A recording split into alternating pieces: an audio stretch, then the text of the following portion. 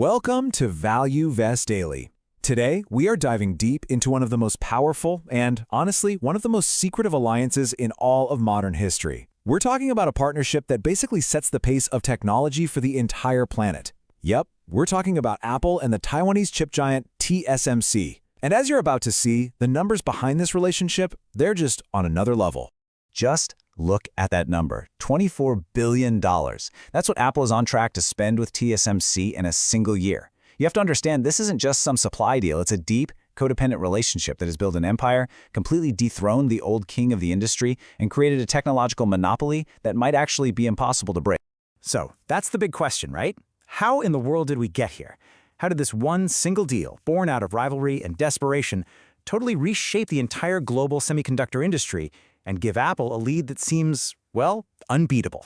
That's the incredible story we're digging into today. It really all started more than a decade ago, with a $10 billion bet that changed everything. And this wasn't just any gamble. It was forged in the fire of corporate warfare, and all hinged on one fateful decision by the guy who was, at the time, the king of the entire chip industry. Okay, so to really get this, you have to picture Apple's situation back in 2010. They were in a really tough spot. For making their iPhone chips, they had two pretty terrible options.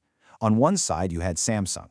Now, they were Apple's main supplier, but they were also becoming their biggest, most bitter rival in the smartphone wars. And on the other side, you had Intel, the undisputed king of silicon, who, frankly, just wasn't interested. And this, right here, was the moment everything changed. Apple went to Intel CEO at the time, Paolo Tellini, and asked them to make the iPhone chips. The answer was a simple and, looking back, a catastrophic no. See, Intel looked at the deal and saw low profit margins, and they weren't sure if this iPhone thing would even sell enough. It has gone down as one of the biggest strategic mistakes in corporate history. Seriously. So with Intel out of the picture and Samsung being a complicated partner for the long haul, Apple turned to the Taiwan semiconductor manufacturing company, TSMC. And TSMC's legendary founder, Morris Chang, he saw the opportunity of a lifetime. He didn't just say, sure, we'll take your order. No, he offered a real alliance. TSMC literally bet the entire company, putting up over $10 billion to build brand new, totally dedicated factories just for Apple's next chip. It was a massive all-in move. And that massive gamble, it paid off, big time. It created something we now call the Virtuous Cycle. This is the engine, the secret sauce at the heart of the partnership.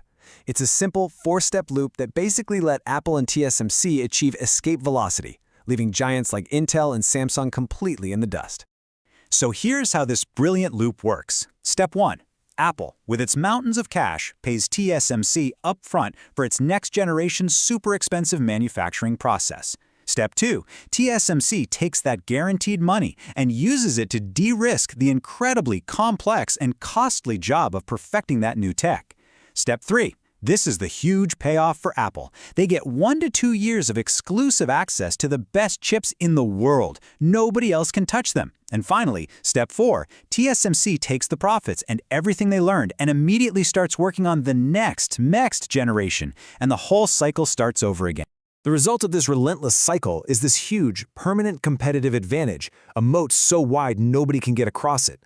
By the time rivals like Qualcomm or Samsung can finally get their hands on, say, TSMC's 5nm chips, Apple's iPhones have already been using them for a year, and Apple and TSMC are already well on their way to making the 3nm chip. They are always one step ahead. So what does this kind of dominance actually look like when you put it into numbers? Well, the financial impact, the market impact of this whole cycle is almost hard to believe. It has completely redrawn the map for market share and revenue across the entire tech world. Just take a look at this chart of TSMC's revenue. Back in 2010, before this Apple partnership really went into overdrive, their revenue was around $13 billion. Now, fast forward to 2025, that number is projected to hit $122 billion. That's nearly a 10 times increase, and it's fueled almost entirely by the cash and the sheer volume from their #1 partner, Apple. This, right here, shows you Apple's incredible VIP status. When a new cutting-edge process like 3nm comes online, Apple doesn't just get first dibs, they basically take almost all of it. At its peak, Apple has used over 70% of TSMC's most advanced chip-making capacity. What does that do? It effectively starves their competitors of the best tech, forcing them to wait in line or use older, less powerful chips. And the financial benefit for Apple is just as insane. By designing its own chips and using this powerhouse partnership with TSMC, Apple saves an estimated $7 billion or even more every single year. That's money that used to go to companies like Intel for Mac processors or Qualcomm for iPhone modems. It's a massive boost to their profits and a devastating hit to their old supplier. So as an investor, how can we make sense of this alliance? I mean, the obvious way is to just own Apple or TSMC stock. But there's a much wider ecosystem here. And this brings us to one of my favorite strategies, the picks and shovels play. It's about looking at the essential companies that make this whole kingdom run. If you haven't heard of it, the picks and shovels idea comes from the old gold rushes. The people who consistently made the most money weren't always the ones digging for gold. It was the folks selling the picks, the shovels, and the jeans to every single miner. In the chip world, it means investing in the companies that supply the irreplaceable tools and software that TSMC absolutely needs to build Apple's chips. Now, just a quick disclaimer, this is not financial or tax advice. Okay, so this table breaks down some of the key players. At the very top, you have ASML. These guys have an absolute monopoly on the insane EUV machines needed to draw the tiniest circuits. No ASML, no advanced chips. It's that simple. Then you've got companies like Applied Materials and Lam Research, who provide the machines that actually build the 3D structures on the chip. In software, Cadence and Synopsys have a duopoly on the design tools. It's like a tax on every single complex chip designed in the world. And looking to the future, companies like BSE and KLA are critical for advanced packaging and making sure the chips are perfect. Okay, but as amazing as this alliance is, it's not invincible. It comes with some pretty significant risks. We have to look at the geopolitics, the competition that's finally waking up, and how the market itself is changing to really understand the whole picture. Again, a quick reminder, this isn't financial or tax advice. All right, there are really three core risks here. First, the elephant in the room, geopolitics. 100% of the world's most advanced chips are made in Taiwan. Any disruption there would be, well, catastrophic for the global economy. Second, the competition is finally fighting back. Intel is spending billions to stage a comeback, and there are reports that Apple is actually planning trials with them. And third, the market is shifting. High-performance computing for AI, think NVDA, is now actually a bigger piece of TSMC's business than Apple. The kingdom is becoming bipolar. But here's where the story gets a fascinating twist.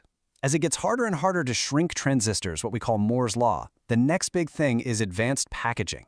It's basically like building chip Legos, stacking them together. And the technology that Apple paid for and perfected with TSMC for its M1 and M2 Ultra chips, it's the exact same foundational tech that is now enabling the entire AI revolution for companies like NVIDIA. Think about that. Apple, in its quest to build the perfect Mac, accidentally paid for the infrastructure of the whole AI boom. And this brings us right to the ultimate takeaway. For a long-term investor, the real value isn't just in the shiny new phone or laptop. It's in the indispensable manufacturing backbone that makes all of it possible. The foundries and the companies that supply their equipment, they are the absolute bedrock of our digital world. Look, this alliance between Apple and TSMC is a total masterclass in strategy and long-term vision. Understanding how it works is absolutely key to understanding where the entire tech industry is headed next. If you found this deep dive valuable, please subscribe, like, and share ValueVest Daily for daily learning opportunities before you put your money to work. And one more thing, we touched on a lot of those ecosystem players today.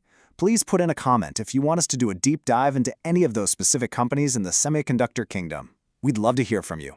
Thanks for tuning in.